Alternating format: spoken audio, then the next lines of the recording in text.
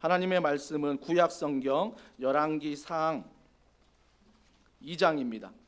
열왕기상 12장 1절부터 11절 말씀을 한 절씩 교독하겠습니다. 제가 가진 성경 구약 533면에 나와 있습니다. 르호보암이 세겜으로 갔으니 이는 온 이스라엘이 그를 왕으로 삼고자 하여 세겜에 이르렀음이더라. 느밧의 아들 여로보암이 전에 솔로몬 왕의 얼굴을 피하여 애굽으로 도망하여 있었더니 이제 그 소문을 듣고 여전히 애굽에 있는 중에 무리가 사람을 보내 그를 불렀더라. 여로보암과 이스라엘의 온 회중이 와서 르호보암에게 말하여 이르되 왕의 아버지가 우리의 멍에를 무겁게 하였으나 왕은 이제 왕의 아버지가 우리에게 시킨 고역과 매운 무거운 멍에를 가볍게 하소서. 그리하시면 우리가 왕을 섬기겠나이다. 르호보암이 대답하되 갔다가 3일 후에 다시 내게로 오라 하매 백성이 가니라. 르호보암 왕이 그의 아버지 솔로몬의 생전에 그 앞에 모셨던 노인들과 의논하여 이르되 너희는 어떻게 충고하여 이 백성에게 대답하게 하겠느냐. 대답하여 이르되 왕이 만일 오늘 이 백성을 섬기는 자가 되어 그들을 섬기고 좋은 말로 대답하여 이르시면 그들이 영원히 왕의 종이 되리이다 하나. 왕이 노인들이 자문하는 것을 버리고 자기 앞에 모셔 있는 자기와 함께 자라난 어린 사람들과 의논하여 이르되 너희는 어떻게 자문하여 이 백성에게 대답하게 하겠느냐. 백성이 내게 말하기를 왕의 아버지가 우리에게 매운 멍에를 가볍게 하라 하였느니라. 함께 자라난 소년들이 왕께 아뢰어 이르되 이 백성들이 왕께 아뢰기를 왕의 부친이 우리의 멍에를 무겁게 하였으나 왕은 우리를 위하여 가볍게 하라 하였은즉 왕은 대답하기를 내 새끼 손가락이 내 아버지의 허리보다 굵으니 다 같이요. 내 아버지께서 너희에게 무거운 멍에를 매게 하였으나 이제 나는 너희의 멍에를 더욱 무겁게 할지라. 내 아버지는 채찍으로 너희를 징계하였으나 나는 전갈 채찍으로 너희를 징계하리라 하소서. 아멘. 옳고 그름의 판단 기준은 무엇인가? 옳고 그름의 판단 기준은 무엇인가? 라는 제목으로 하나님 말씀을 전하도록 하겠습니다. 책 중에 예수님과 멀어지게 된 45가지 이유라는 책이 있습니다. 예수님과 멀어진 이유가 참 많겠지. 어찌 45가지만 되겠습니까? 아마 대표적인 것들만 뽑아서 그 책에다가 기록했을 것입니다. 그 책 중에 언급한 게 뭐냐면 자만입니다. 자만이야말로 예수님과 하나님과 성령님과 멀어지게 한다라고 저자는 강조해서 말하고 있습니다. 자만이 무엇입니까? 내 자신을 뽐내려고 하는 것입니다. 내 자신이 스스로 잘났다라고 생각하고 내 자신이 인생의 주인이요 내 자신이 인생의 왕이라고 생각하는 것, 이것이 바로 자만입니다. 그러니까 자만이 있을 때 우리는 하나님과 점점 멀어지게 된다라는 것입니다. 이 자만에 빠지면요 어떤 증상이 나타나냐면 첫 번째, 칭찬을 듣고 싶어 한다는 것입니다. 왜 그러냐면 내가 그만큼 잘난 사람이고 내가 그만큼 능력 있는 사람인데 많은 사람들에게 칭찬받기를 원한다라는 것입니다. 그 칭찬만 받는 게 아니라 인정받기도 원하는 거죠. 내가 어느 공동체에서, 직장에서, 가정에서 내가 자만에 빠지면 모든 사람이 나를 칭찬해야 되고 내가 인정받아야 된다라고 생각하는 것입니다. 그래서 우리가 자꾸 인간의 거울만 보면요 내가 잘난 것처럼 보이고 내가 칭찬받고 내가 인정받는 것처럼 느껴지고 그렇게 생각하게 된다라는 것입니다. 그래서 인간적인 거울만 보면 누가 칭찬해 주지 않으면 실망하는 거죠. 누가 인정해주고 누가 함께해주지 않으면 실망한다라는 것입니다. 사랑하는 성도 여러분, 우리가 반드시 오늘도 아침에 나오면서 거울을 봤을 텐데 그 인간적인 거울만 보고 살아가면 여러분은 자만으로 빠지기 쉽다라는 것입니다. 근데 그 자만은 또 어디로 빠지냐면 허영심으로 빠진다라는 것입니다. 겉모습만 갖추는 거죠. 거울에 비추는 나의 모습만 가꾸느라고 신경 쓰는 것입니다. 내가 사는 집, 내가 타는 차, 내가 교회에서 하는 사역, 내가 직장에서 하는 일, 내가 가정에서 하는 일, 즉 내게 있어 허영심을, 내 자만을 더 인정해 줄 수 있는 것들만 준비하고 더 사랑하게 된다라는 것입니다. 사랑하는 성도 여러분, 그래서 우리는 반드시 또 하나의 거울을 봐야 합니다. 그것은 바로 하나님의 거울이라는 것입니다. 하나님의 거울은 1월 달에 제가 쭉 시리즈로 회복에 대해서 말씀드리지 않았습니까? 하나님의 거울을 본다는 것은 예배를 드리는 것입니다. 하나님의 거울을 본다는 것은 내가 말씀으로 돌아가는 것입니다. 하나님의 거울을 본다는 건 내가 기도하는 것입니다. 하나님의 거울을 본다는 것은 내가 내 이웃을 사랑하고 가족을 사랑하는 것입니다. 하나님의 거울을 본다는 것은 내가 혼자 신앙생활 하는 게 아니라 공동체에 들어와 다락방에서 부서에서 함께 섬기면서 살아가는 것, 이것이 바로 하나님의 얼굴을 보는, 거울을 보는 사람의 특징이라는 것입니다. 오늘부터 임직자 훈련을 시작합니다. 그동안 교회를 개척하고 7년 동안 늘 마음 한구석에 걸렸던 것은 제자 훈련은 하는데 아직 우리 교회가 사역 훈련을 하지 못한 것에 대한 부담이 늘 저에게 있었습니다. 그분들이 부족해서가 아니라 어찌 보면 그 시간에 사역 훈련을 통해서 우리가 더 교회를 알아가고 하나님을 알아가고 예수님을 알아가고 성령님을 알아가는 시간이 되면 좋겠다라는 마음이 있었는데, 이번 임직자 훈련 2학기 교육을 제가 사역 훈련과 더불어 임직자 훈련을 하려 합니다. 그래서 한 교재를 선택해서 우리가 9주 한 18주 동안 함께 말씀을 나누고 훈련을 받으려고 합니다. 그 훈련의 교재의 중심의 주제가 뭐냐면 이 주제입니다. 나는 생각보다 더 죄인이지만 하나님은 생각보다 나를 더 사랑하신다. 이게 주제입니다. 나는 내가 생각하는 것보다 더 죄인이고, 나는 내가 생각하는 것보다 하나님은 더 나를 사랑하신다. 이 주제로 이번 임직자 훈련을 하고 앞으로 사역 훈련을 우리 교회에서 진행하려 하는 것입니다. 인간의 거울만 보는 사람은 앞에 있는 것들을 인정하지 않습니다. 왜 내가 죄인이야? 하나님이 나를 사랑한다고? 지금도 하나님은 나에게 응답하지 않는 게 너무나 많은데 인간의 거울만 보고 살면 이 말씀이 이해되지 않습니다. 하지만 인간의 거울을 벗어나 하나님의 얼굴, 하나님의 거울을 보면 이해가 됩니다. 말씀 앞에 내가 얼마나 큰 죄인인지, 말씀 앞에 나는 죄인인데 하나님이 얼마나 나를 사랑하는지를 알게 된다는 것입니다. 이번 주에 여러분에게 예뻐 보이고 싶어서 제가 팩을 했습니다. 이제 팩을 했는데 그 다음 날 얼굴이 갑자기 붉어지기 시작했습니다. 얼굴이 거북이 등처럼 딱딱해지고요. 뭐 오일을 붙이고 아무리 아내가 뭔가를 해줘도 지금도 얼굴이 너무나 화끈거리고 뒤집어져 있습니다. 그래서 제가 늘 마음 한구석에 뭐라고 생각했냐면, 성도들에게 혹시나 얼굴이 빨개졌다라고 피부가 너무 안 좋아 보인다고 할 때 난 뭐라고 대답을 해야 될까? 인간적인 본성이 안에서 꿈틀거리기 시작했습니다. 말씀을 준비하느라 얼마나 스트레스를 받고 얼마나 힘들었으면 이 피부가 뒤집어지고 얼마나 힘들겠느냐, 이렇게 말씀하고 싶은, 이렇게 얘기하고 싶은 인간의 본성이 제 안에 꿈틀거렸습니다. 아닙니다. 팩을 잘못 붙여가지고 유통기한 지난, 제가 몰랐습니다. 냉장고에 들어있었는데 이게 2022년 12월까지 유통기한이었는데 제가 붙인 바람에 저의 실수로 이런 일을 겪게 됐습니다.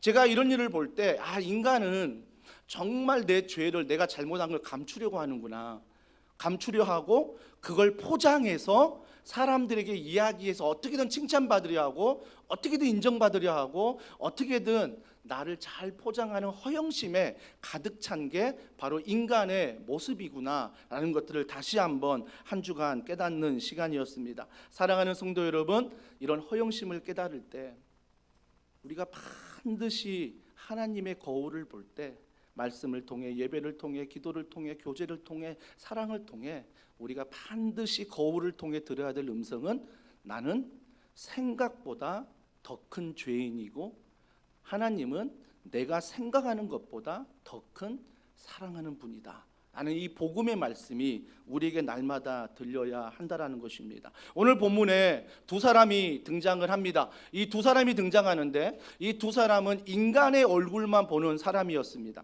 그 첫 번째 사람이 바로 여로보암입니다.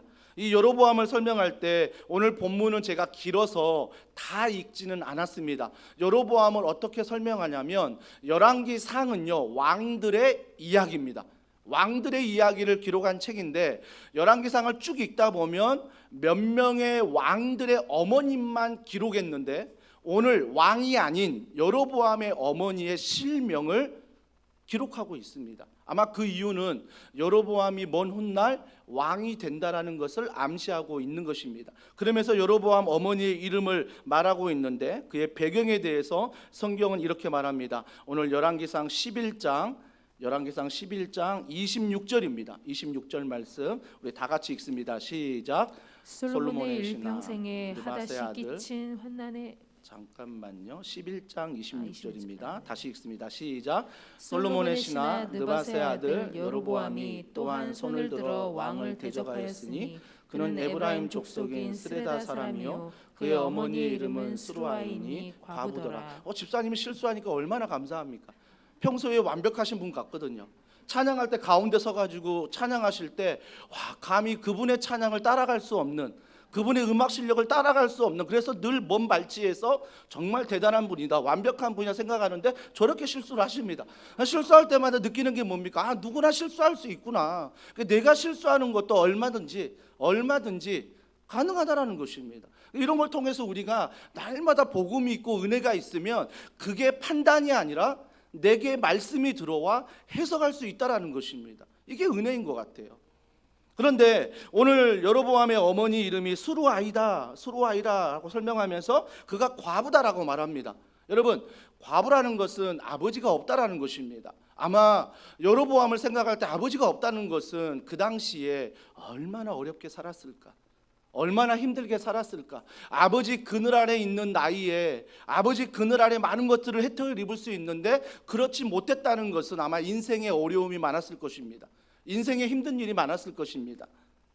그러면서 어머니를 과부라 소개하면서 그 힘든 그 아들이 어떻게 살았냐면, 자 11장 27절과 28절입니다. 우리 다 같이 읽습니다. 시작. 그가 손을 들어 왕을 대적하는 까닭은 이러하니라. 솔로몬이 밀로를 건축하고 그의 아버지 다윗의 성읍이 무너진 것을 수축하였는데 이 사람 여로보암은 큰 용사라. 솔로몬이 이 청년의 부지런함을 보고 세워 요셉 족속의 일을 감독하게 하였더니. 솔로몬이 왕인데 솔로몬이 이렇게 보니까 너무 열심히 일하는 청년이 있습니다. 마음에 쏙 드는 것입니다. 뭐라고 표현합니까? 큰 용사다. 큰 용사다.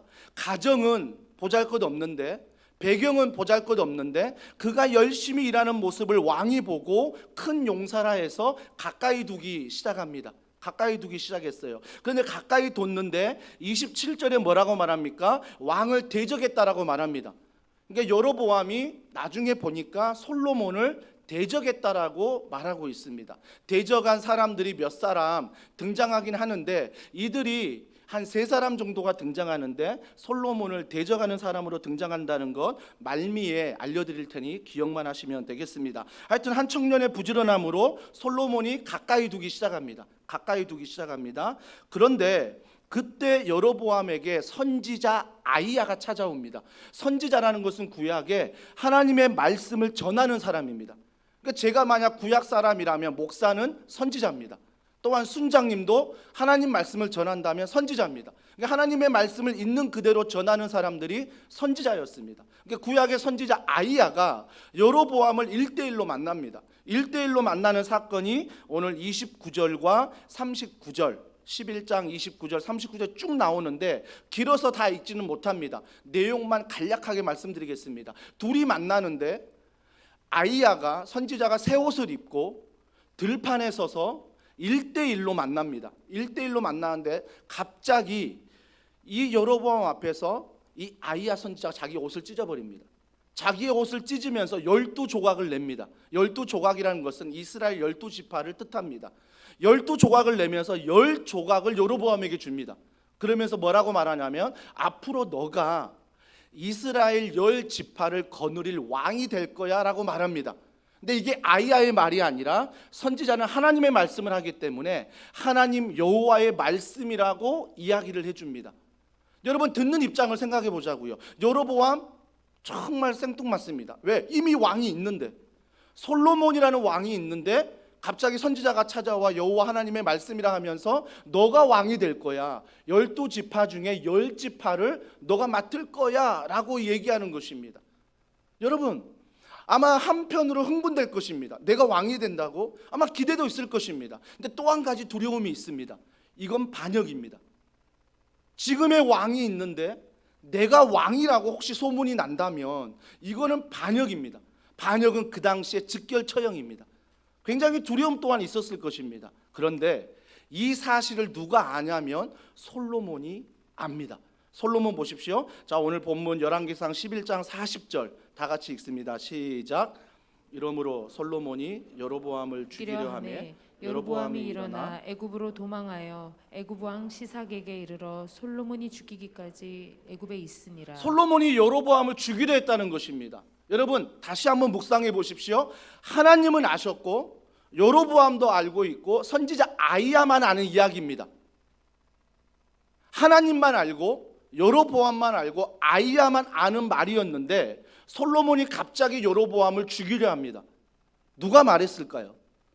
과연 하나님이 솔로몬에게 열지파 내가 여로보암에 맡길 거야 라고 말했을까요? 아니면 아이야 선지자가 이야기했을까요? 아니면 여로보암이 찾아가서 솔로몬에게 이야기했을까요? 세 가지 다 묵상해 보면 아닌 것 같습니다. 묵상하다가 내린 결론은 무엇이냐면 사울이 다윗을 향하여 본인의 마음이 번잡할 때 수금을 타는 다윗을 질투했다라고 말합니다. 그건 다윗이 뭔가 하기 전이었습니다. 수금만 타는데 사울이 질투했다고 말한다면 사람의 마음은 누군가를 꼭 뭔가 들어서 아니라 미워할 수 있다라는 것입니다. 근데 그 미워함이 하필 그때 그 솔로몬 마음에 들어서 여로보암을 죽이려고 했다는 것입니다. 그때 40절에 여로보암이 어디로 갔습니까? 애굽으로 갔습니다. 애굽으로 피해 간 거예요. 왜? 솔로몬이 죽이려고 하니까 애굽에 가서 힘을 키우고 애굽에 가서 좀 더 준비한 다음에 내가 돌아와야 되겠다라고 생각하고 인간적인 마음에 두려워서 여로보암이 애굽으로 갑니다. 그 두려움 사실 앞에 하나님께 기도했다는 말이 없습니다. 하나님과 의논했단 말이 없습니다. 그 말 없이 바로 두려우니 애굽으로 갔다는 것입니다. 그러면 여로보암이 평소 뭐예요? 평소에 늘 인간의 거울만 보고 산 것입니다. 내가 얼마나 괜찮은 사람인지, 내가 얼마나 칭찬 듣고, 내가 얼마나 인정받는 사람인지. 본문은 기록하지 않지만 아마 추측해 봅니다. 아마 아이야 선지자가 너가 열지파를 맡게 될 거야라고 했을 때 만약에 여로보암이 인간의 거울 앞에만 선다면 뭐라고 생각했을까요? 맞아, 내가 왕이 될 상이지. 맞아, 내가 왕이 될 인품이지. 이제 내 때가 됐구나. 이제 사람들이 나를 좀 알아보네. 아마 인간의 거울 앞에만 섰다면 이렇게 자만과 허영심에 빠졌을 것입니다. 그래서 하나님의 거울 앞에 여로보암은 서지 않습니다. 바로 두려운 나머지 하나님과 기도하지 않고 말씀을 듣지 않고 바로 애굽이라는 이방인들이 있는 도시로 도망가 버립니다. 도망가 버리는 거예요. 그때 솔로몬이 죽기까지 기다리는 것입니다. 이게 이제 여로보암의 모습인데요. 여러분, 여로보암이 애굽으로 갔는데 이 애굽은요 솔로몬에게 인간의 거울을 보이는 민낯을 보이는 나라입니다. 솔로몬이 어떤 민낯, 어떤 인간의 얼굴을 보이냐면 자 열왕기상 3장 1절입니다. 다 같이 읽습니다. 솔로몬이 애굽의 왕 바로와 더불어 혼인 관계를 맺어 그의 딸을 맞이하고 다윗성에 데려다가 두고 자기의 왕궁과 여호와의 성전과 예루살렘 주위의 성의 공사가 끝나기를 기다리니라. 이제 솔로몬의 정권이 시작하는데 아마 정권이 교체될 때가 가장 위기 아닙니까? 아마 왕은 빨리 정권이 교체돼 가지고 빨리 그 나라를 안정시키는 게 급선무입니다. 그래서 솔로몬이 왕이 되자마자 이 나라를 안정시키기 위해 약소국이기 때문에 강국들의 그런 전쟁도 안정시키기 위해 어떤 정책을 폈다고요? 혼인 정책을 펴니다. 혼인 정책을 펴는데 누구와 혼인을 합니까? 애굽. 애굽뿐만 아니죠. 이방 나라의 여인들과 주님이 하지 말라는 그 혼인들을 솔로몬이 하기 시작합니다. 명분은 분명합니다. 그 명분이 뭡니까? 나라의 안정을 위하여, 내 정권의 안정을 위하여 이런 일을 한다는 명분은 분명합니다. 하지만 그 명분이 분명해서 하나님의 말씀을 떠납니다. 인간의 거울 앞에만 서는 거죠. 그래서 그 여인들이 1000명이 되지 않습니까? 후궁이 1000명이었습니다. 후궁이 1000명이 들어와서 어떤 나라와 계속 정치적으로, 외교적으로, 경제적으로 협약하면서 하나님의 거울이 아닌 인간의 거울에 빗대어 하나님은 멀어져 버리고 이제는 나의 인기, 이 나라의 성공, 이 나라의 경제 회복, 이것만 생각하면서 불의를 저지르고 다 허용했던 것입니다. 근데 그 1000명의 후궁이 들어오면서 그냥 들어왔습니까? 우리 어머니 세대만 해도요, 결혼할 때 늘 기도했던 게, 지금도 물론 저도 우리 자녀를 위해 그런 기도를 하지만, 주님, 이 아들이 배우자를 만날 때 하나님께서 믿음의 배우자, 또 믿음의 배우자가 아니더라도 하나님께서 허락하신 그 배우자를 만나게 해달라고 늘 기도합니다. 늘 기도해요. 아마 저희 어머니 세대도 그랬습니다. 늘 기도할 때 현철이가 믿음의 배우자면 더 좋겠고, 믿음의 배우자가 아니더라도 하나님을 믿는 믿음 안에서 기도하면서 어떤 한 자매를 만나면 좋겠다라는 기도를 참 많이 했습니다. 그래서 제 아내를 만나게 됐습니다. 부모의 마음을 이해하십니까? 아마 그 부모 마음이, 물론 현철이 너가 여자를 만나 그 여자와 사랑을 나눠 결혼하는 것 얼마든지 인정하지만, 부모가 걱정하는 건 무엇입니까? 그 여자의 가정, 배경, 이 모든 것들을 생각할 때 혹시나 세상적인 것들이, 혹시나 나쁜 것들이 우리 가정에서 들어올까 봐 염려하는 마음에 부모가 걱정하는 거 누구보다 알고 있습니다. 그렇다고 오해는 하지 마십시오. 제가 믿는 자매만 들어와야 된다, 뭐 이렇게 생각하지는 않습니다. 물론 기도는 그렇게 합니다. 하나님이 허락하신 그 자매를 만날 수 있게 해달라고, 또 내가 내 눈에는 성이 안 찰지 몰라도 내가 분별하여 볼 수 있도록, 허락할 수 있도록 기도하고 있습니다. 그렇게 기도하는 이유는 그 들어오는 사람의 영향력이 있기 때문입니다. 그 사람이 자라났던 가정의 배경, 신앙의 배경, 경험했던 모든 것들이 있기 때문에 조심스럽게 주님 앞에 기도하는 것입니다. 여러분, 솔로몬이 1000명의 후궁을 드릴 때 후궁만 들어왔겠습니까? 그 여인들의 문화적인 배경, 가정의 배경, 모든 신앙의 배경들이 다 들어오기 시작합니다. 1000명의 영향력을 받는 것입니다. 그 영향력이 이렇게 나타납니다. 열왕기상 11장 33절입니다. 다 같이 읽습니다. 이는 그들이 나를 버리고 시돈 사람의 여신 아스다롯과 모압의 신 그모스와 암몬 자손의 신 밀곰을 경배하며 그의 아버지 다윗이 행함 같지 아니하여 내 길로 행하지 아니하며 나 보기에 정직한 일과 내 법도와 내 율례를 행하지 아니함이니라. 그 이방 여인들이 가지고 들어온 게 여인만 온 게 아니라 그들이 섬기는 우상을 가지고 왔습니다. 그 우상이 바로 오늘 세 가지만 얘기하는데, 아스타롯, 또 모함의 신 그모스, 암몬 자손의 신 밀곰, 경제를 다산을 축복하며 그 우상들을 다 가지고 들어왔다라는 것입니다. 그 우상을 가지고 들어오니까 어떤 결과가 벌어집니까? 아까 읽었던 말씀의 중반절에 보면 아버지 다윗이 행함 같지 아니하여 하나님의 길을 떠난다라는 것입니다. 하나님의 길을 떠나고 그 뒤에 계속 보십시오. 내 길로 행하지 아니하며 나 보기에 정직한 일과 내 법도와 내 율례를 행하지 아니함이라. 하나님의 말씀대로 순종하지 않는다라는 것입니다.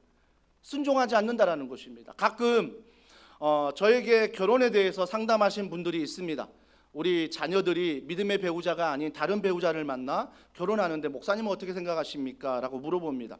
저는 단호하게 말합니다. 제가 우리 아버지를 겪어봤기 때문에, 저희 아버지는 무교에 가까운 천주교 신자였습니다.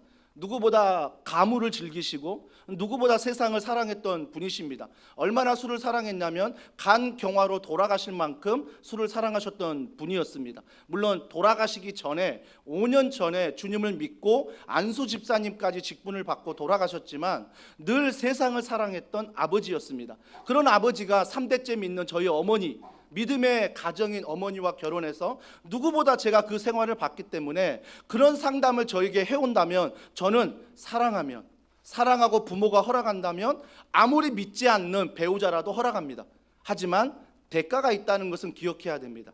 그만한 대가를 내가 믿음 안에 지불해야 되고, 내가 헌신해야 되고, 내가 기도해야 되고, 내가 인내해야 되고, 내가 용서해야 되는 그 믿음의 대가는 반드시 있다라는 것입니다. 저희 어머니는 20년, 25년 동안 믿음의 대가를 지불하셨습니다. 그래서 아버님이 귀하게 주님을 믿게 되었고, 아버님뿐만 아니라 그렇게 교회를 핍박했던 고모들조차도, 할머님조차도 모든 가정이 구원을 받았습니다. 얼마나 귀한 일입니까? 한 영혼을 구원한다는, 한 가족을 구원한다는 것은 대단한 일입니다. 하지만 기억하십시오. 대가가 있다는 것. 믿음의 대가가 있고, 믿음의 헌신이 있고, 믿음의 희생이 있다는 것. 우리가 이걸 알고 결혼하셔야 됩니다. 그래서 그 믿음 안에서 내가 남편이든 아내든 하나님만 바라보며 걸어갈 그 믿음의 대가를 우리가 믿음 안에서 감당해야 그 열매가 있다라는 것입니다. 그 여인들이 들어올 때 여러 우상들을 가지고 들어오고 하나님의 길을 떠나게 만듭니다. 그래서 솔로몬과 그 나라 이스라엘 백성들이 하나님의 거울에서 인간의 거울로 옮겨지는 모습들을 많이 보게 되는 것입니다. 사랑하는 성도 여러분, 이 일의 명분은 솔로몬이 나라를 안정시키기 위해서 한 것입니다.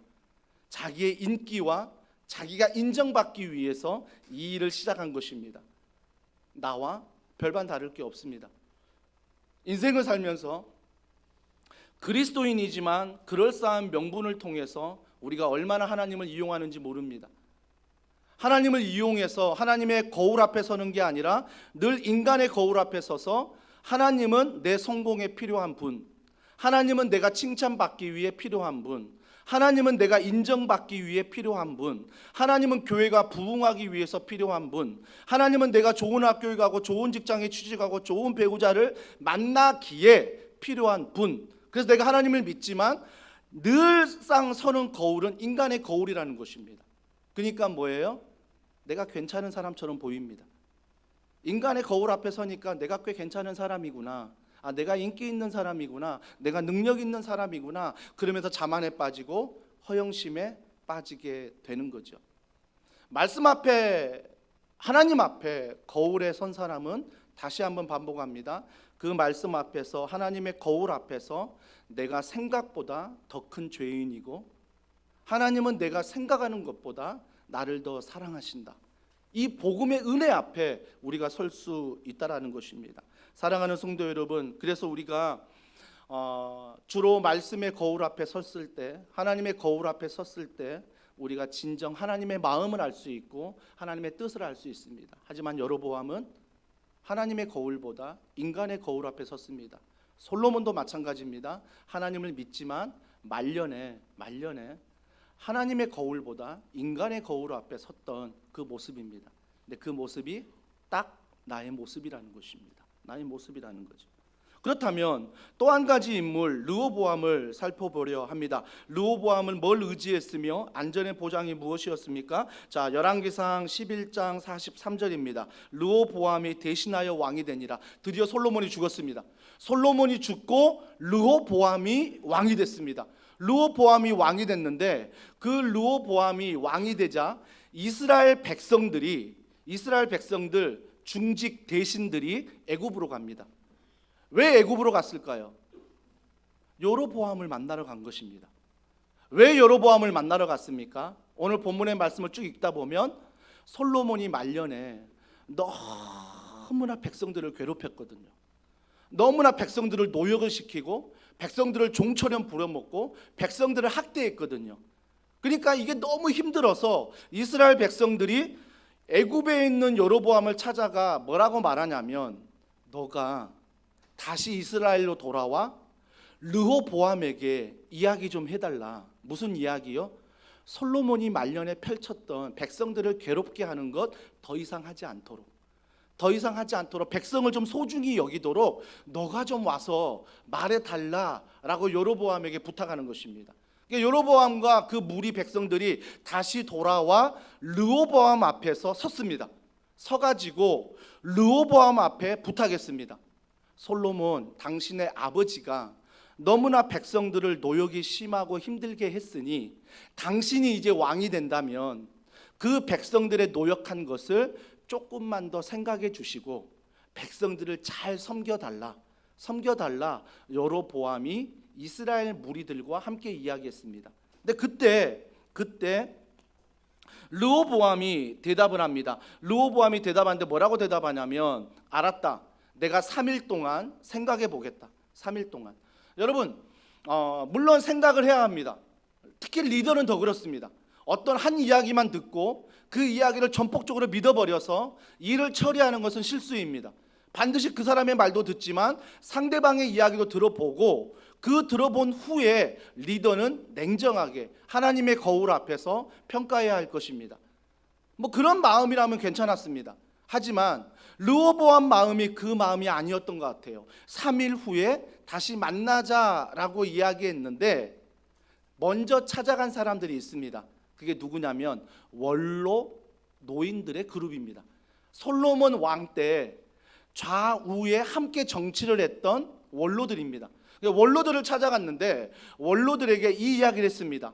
갑자기 백성들이 찾아와 아버지 솔로몬 때 너무 힘들었으니 르호보암 너가 왕이 되면 이제는 백성들을 힘들게 하지 말고 좀 편하게 해달라, 편하게 섬겨달라라고 얘기한다. 자, 원로들, 당신은 이 일에 대해서 어떻게 생각하십니까?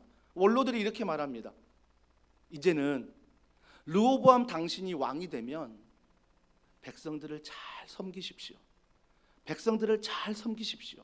그러면 그 백성들은 당신의 왕이 될 것입니다 라고 원로들이 조언합니다.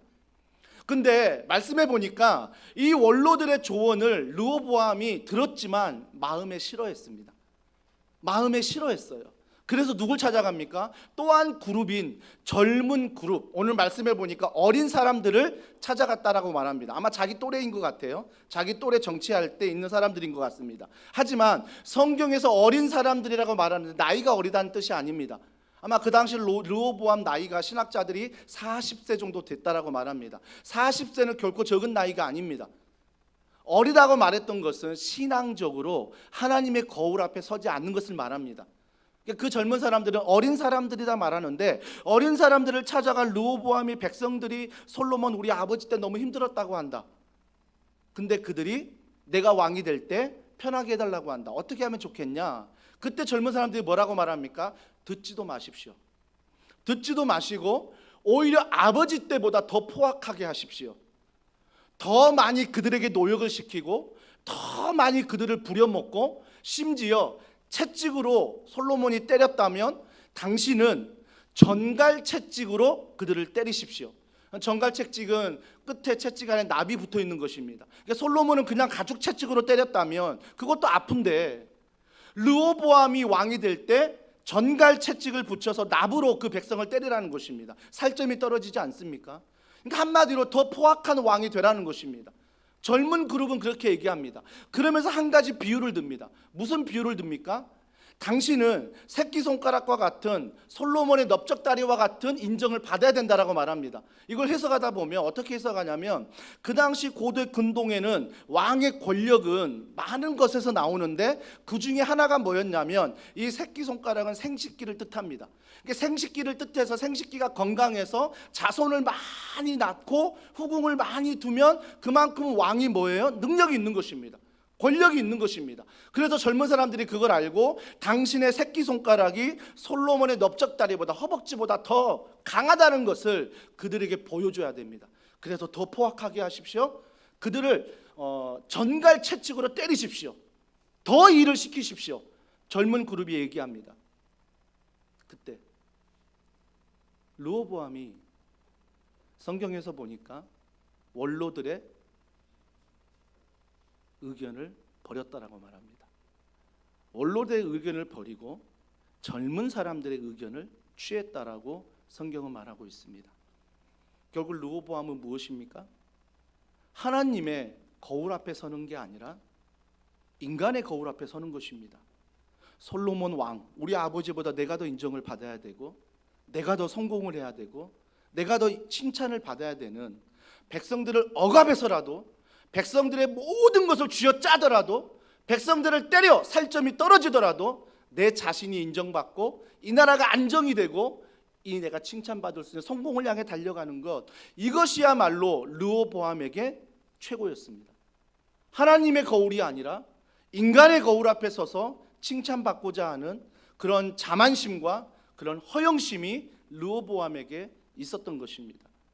사랑하는 성도 여러분, 이 사실 앞에서 사무엘 선지자가 이스라엘 백성들에게 했던 얘기가 있습니다. 아마 거의 비슷한 내용입니다. 자, 사무엘상 8장 7절과 9절, 자, 다 같이 읽습니다. 시작. 여호와께서 사무엘에게 이르시되 백성이 내게 한 말을 다 들으라. 이는 그들이 너를 버림이 아니요 나를 버려 자기들의 왕이 되지 못하게 함이니라. 내가 그들을 애굽에서 인도하여 낸 날부터 오늘까지 그들이 모든 행사로 나를 버리고 다른 신들을 섬김같이 내게도 그리하는도다. 그러므로 그들의 말을 듣되 너는 그들에게 엄히 경고하고 그들을 다스릴 왕의 제도를 가르치라. 사무엘에게 뭘 원했죠? 우리에게 왕을 달라고 이스라엘 백성들이 원합니다. 왕이 없었습니까? 있었습니다. 그 왕은 누구십니까? 하나님이셨습니다. 하나님이 왕이셨는데 이스라엘 백성들은 뭐라고 말한다고요? 왕을 달라고 말합니다. 즉 이스라엘 백성들은 하나님의 거울 앞에 서기 싫은 거예요. 내가 죄인인 게 인정하기 싫은 거예요. 하나님의 사랑 필요 없다는 거예요. 그냥 내가 원하는 거 해주고 내가 바라는 거 해주면 되지. 그래서 내가 칭찬받고 내가 인정받고 내가 성공하면 되지. 왜 자꾸 하나님은 나를 죄인이라 말하고 왜 하나님은 나를 사랑한다 하면서 전혀 내 삶 가운데 개입하지 않느냐. 그러니까 이스라엘 백성들이 그런 하나님이라면 내가 하나님의 거울을 버리겠다는 겁니다. 오히려 인간의 거울 앞에 서겠다는 것입니다. 그래서 뭐라고 요구해요? 사무엘에게 눈에 보이는 왕을 세워달라. 눈에 보이는 왕을 세워달라고 말합니다. 그때 사무엘이 하나님의 음성을 듣고 하나님이 허락하라 합니다. 그래? 그러면 세워줘버려. 사무엘이 허락합니다. 그래, 세워줄게. 하지만 하나님이 사무엘을 통하여 분명히 말씀하십니다. 아까 읽었던 말씀 중에 뭐라고 말합니까? 다른 신들을 섬김같이 내게도 그리하는도다. 그러므로 그들의 말을 듣되, 들어주라는 것입니다. 듣되 너는 그들에게 엄히 경고하고. 들어는 줘라. 그래, 너희들 하나님의 얼굴 버려? 사람의 얼굴을 구해? 알았다. 하나님이 들어주래. 그래, 들어줄게. 들어주되 엄히 경고하고 그들을 다스릴 왕의 제도를 가르치라 라고 말하는 것입니다. 여러분, 이 뒤에 말씀이 계속 나오는데 이 뒤에 하나님이 엄히 경고하라는 말씀이 뭔지 아십니까? 왕의 제도가 무엇인지 아십니까? 그 뒤에 말씀 보면 백성들이 얼마나 비참해지는지 아십니까? 하나님의 얼굴이 아닌, 하나님의 거울이 아닌 인간의 거울 앞에 섰을 때, 인간의 왕을 세워달라 했을 때 하나님이 그들에게 경고하는 건 무엇이냐면, 그래, 인간의 왕을 원해? 너희들이 원했지. 자, 들어줄게. 근데 그 왕이 어떻게 할 줄 아니? 너희 자녀들을 다 종으로 삼을 거야. 다 종으로 부를 거야. 그래서 왕을 위해 충성하게 만들 거야. 왕을 위해 뼈 빠지게 일하게 만들 거야. 왕을 위해 너희 모든 걸 바치게 만들 거야. 심지어 딸들은 왕의 만족을 위해 자기의 성도 버려야 될 거야. 너희들이 정말 인간의 얼굴, 인간의 왕을 원하니 너희 자녀가 그렇게 될 거야. 너희 자녀가 그렇게 될 거야. 주님이 그렇게 말씀하십니다. 사랑하는 성도 여러분, 이게 벌이라고요? 과연 누가 이게 하나님의 벌이라고 말할 수 있습니까? 하나님의 벌이 아닙니다. 내가 원했던 것입니다. 내가 하나님의 거울보다 사람의 거울을 원해서 하나님이 이건 벌이 아니라 징계입니다. 여러분, 세상에서요, 우리가 죄를 범해서 법정에서 재판을 받고 교도소형이 되면 그 꼴에는요 평생 갑니다. 그 꼴에는 평생 가요. 내가 복역하고 나와도 교도소에서 이런 죄를 범했고 이런 건 복역했다는 것은 내 이력서에 평생 간다는 것입니다. 세상은요 평생 갑니다. 그런데 징계, 하나님이 징계하신 것은요, 하나님의 징계를 들었지, 이게 경고지, 너희들이 돌아오기만 한다면, 너희들이 회개하기만 한다면 하나님은 그 죄에 대해서 묻지 않으시는 분이십니다. 그래서 하나님의 벌, 하나님의 징계는 뭡니까? 영원하지 않습니다. 내가 하나님 앞에 징계를 받고 하나님 앞에 벌을 받는 게 아니라 그때는 뭐예요? 인간의 거울 앞에 서다가 드디어 하나님의 거울 앞에 서는 시간입니다. 그때 여러분이 잘 양육 받으셔야 돼요. 그때 여러분이 잘 훈련 받으셔야 돼요. 하나님이 어떤 분인가? 하나님이 말씀 안에 행하셨던, 예수님이 행하셨던 일이 무엇인가? 그러면 지금 내가 이 땅을 살면서 이 말씀이 나에게 주신 사명이 무엇인가? 직장에서, 교회에서, 가정에서 어떤 사명으로 살아가야 되는가를 내가 잘 받으셔야 돼요. 양육되어야 된다는 것입니다. 하나님의 징계는요 절대 영원하지 않습니다. 기억하십시오. 나는 생각보다 더 큰 죄인입니다. 내 안에 꿈틀거리는 이 죄성 더 큰 죄인입니다. 들키지 않았을 뿐입니다. 들키지 않았을 뿐입니다. 나는 알고 있습니다. 얼마나 큰 죄인인지, 얼마나 큰 죄인인지. 법을 떠나 이성을 떠나 얼마나 상식 밖의 일을 내가 마음 가운데 생각하고 있는지, 이건 더 큰 죄인입니다. 하지만 이건 세상의 거울 앞에 서는 거고요. 하나님의 거울 앞에 섰을 때 이 큰 죄인이 뭐예요? 내가 생각한 것보다 하나님은 더 큰 사랑을 우리에게 베풀어 주신다. 하나님은 절대 그 죄를 기억하지 않으십니다. 절대 그 죄를 생각하지 않으십니다.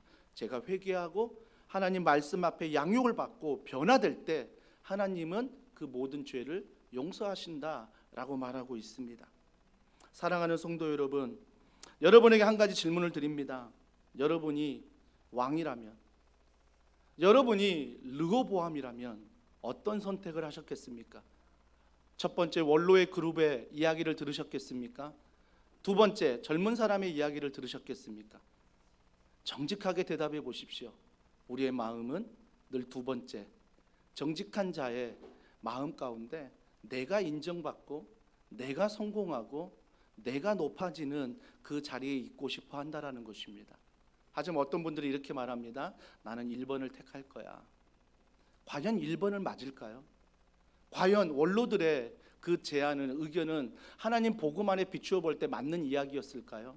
자, 그들의 이야기를 다시 한번 읽어보도록 하겠습니다. 원로들의 제안이었죠. 자, 12장 7절입니다. 자, 12장 7절 다 같이 읽습니다. 시작. 대답하여 이르되 왕이 만일 오늘 이 백성을 섬기는 자가 되어 그들을 섬기고 좋은 말로 대답하여 이르시면 그들이 영원히 왕의 종이 되리이다 하나. 자, 원로들의 의견이었습니다. 어떻게 느끼십니까? 원로들이 정말 복음 안에서 하나님의 거울 앞에 서서 이야기하고 있는 것입니까? 원로들의 의견은 이겁니다. 원래대로 하자는 것입니다. 지금 그대로 하자는 것입니다. 지금 그대로 해도 불편함 없다는 것입니다. 그러니까 솔로몬이 백성들을 억압하고 백성들을 쥐어짜서 솔로몬의 영광을 드러낸 것처럼 당신도 르호보암도 솔로몬이 했던 것처럼 하자는 것입니다. 우리가 말씀을 잘 묵상하지 못하다 보면 원로들의 제안은 맞고 젊은 사람들의 제안은 틀렸다라고 생각할 수 있습니다. 젊은 사람들의 제안은 정말 하나님의 거울이 아닌 인간의 거울 앞에 서서 내가 더 큰 죄인임을 보여주는 것이고요. 원로들의 제안은 내가 괜찮은 그리스도인으로 착각한다는 것입니다. 하지만 여전히 백성들을 억압하고 백성들에게 노역을 시키고 여전히 솔로몬이 했던 것처럼 그대로 하자는 것입니다. 르호보암 너도 그대로 해. 아무 문제 없잖아. 지금 괜찮잖아. 늘 자신들이 인간의 거울 앞에 서서 나는 힘든 거 없으니까, 나는 어려운 거 없으니까, 나는 대가 지불하지 않으니까 괜찮아 라고 이야기하는 것과 똑같습니다. 여러분의 선택의 기준은 무엇입니까? 인생을 살면서 지금까지 선택의 기준은 무엇이었습니까? 하나님의 거울이었습니까? 인간의 거울이었습니까? 내 내면에 솔직히 복음 앞에 대답을 하셔야 됩니다. 2023년 많은 것을 계획할진데 여러분이 선택할 때 과연 하나님의 거울입니까? 인간의 거울입니까? 많은 선택이 우리의 이익 아닙니까? 많은 선택이 손해보려고 하지 않습니다. 많은 선택이 내가 인정받고 내가 칭찬받기를 원합니다. 하나님의 나라는 관심이 없습니다. 하나님의 영광은 관심이 없습니다. 하나님의 복음과 하나님의 은혜는 관심이 없습니다. 지금도 내가 2023년 오늘 선택하는 이유는 나에게 이익이 되느냐, 내게 이윤이 되느냐, 내가 얼마나 힘들지 않느냐, 내가 쉽게 할 수 있느냐, 내가 눈치 보지 않고 할 수 있느냐. 늘 이런 게 인간의 거울 앞에 서면 평생 나의 선택의 기준이 된다라는 것입니다. 이런 선택의 가장 가슴 아픈 부분이 뭔지 아십니까? 인간의 거울 앞에 나의 이익을 위해서 선택하면서 걸어갈 때 지금은 잠깐 성공하고 지금은 잠깐 인정받고 지금은 잠깐 칭찬받는 것 같지만 평생 세상에 끌려간다는 것입니다. 평생 세상에 끌려간다는 것입니다. 평생 이윤에 끌려간다는 것입니다. 평생 성공을 위해 달려간다는 것입니다.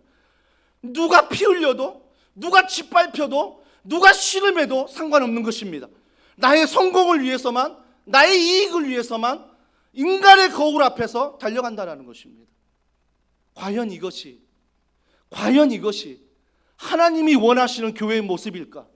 과연 이것이 하나님이 원하는 가정의 모습일까? 과연 이것이 하나님이 원하는 직장의 모습일까? 과연 이것이 목사의 하나님이 원하시는 모습일까? 과연 이것이 우리 그리스도인이라는 그리스도인의 모습일까? 우리의 선택의 기준은 달라야 하지 않겠습니까? 저는요 20대 때 나이 40이 되면요 굉장히 안정될 줄 알았습니다. 어느 정도 좋은 집에 살고 좋은 차 타고 자녀들이 있고 자녀들 다 좋은 직장 취직하고 그러면서 인간적인 생각으로 40대 초반만 되면 중반만 되면 어느 정도 안정될 줄 알았습니다. 늦게라도 한 다음에 양보한 다음에 50대 초반이면 안정될 줄 알았습니다. 그런데요 내가 자꾸 인간의 거울 앞에 서서 이익을 위해서 이윤을 위해서 성공을 위해서 계속 달려가다 보니까 만족이 없습니다. 계속 불안합니다. 계속 두렵습니다. 하나님의 거울은 온데간데 없고 인간의 거울만 서가지고 내가 온전히 자만하여 허영심만 가득한 내 모습을 보게 된다는 것입니다. 사랑하는 성도 여러분, 직장을 버리라는 거 아닙니다. 가정을 버리라는 거 아닙니다. 중요한 것은 직장 안에서 내가 무엇을 선택하느냐, 내가 가정 안에서 무엇을 선택하느냐, 내가 교회 안에서 무엇을 선택하느냐, 이게 자유의지 아닙니까? 선악과 앞에서 왜 하나님이 자유의지를 주셔서 따먹게 했느냐? 하나님은 우리에게 선택의 은혜를 주셨습니다. 그 믿음은 내가 선택하는 것입니다. 그래서 저 천국에서 주님 말씀하십니다. 심은 대로 거둘지니라. 심은 대로 거둘지니라. 억울한 건 없습니다. 내가 선택한 것이고 내가 원했던 것이고 내가 바랬던 것입니다.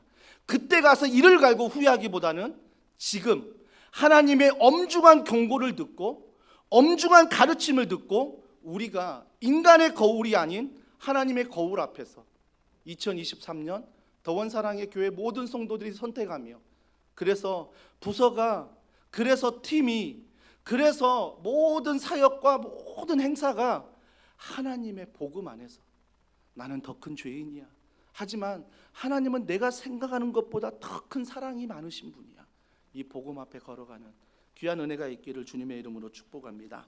오늘 이 말씀 기억하며 이 찬양 우리 주님 앞에 고백합니다. 선한 능력으로, 선한 능력이 착한 게 아니에요. 선한 능력이 도덕적인 게 아니에요. 선한 능력이 종교적인 게 아니에요. 선한 능력은 주님을 선택하는 것이고 주님을 믿는 것이고 말씀을 바라보는 것입니다. 우리 이 믿음을 가지고 이 찬양 고백합니다.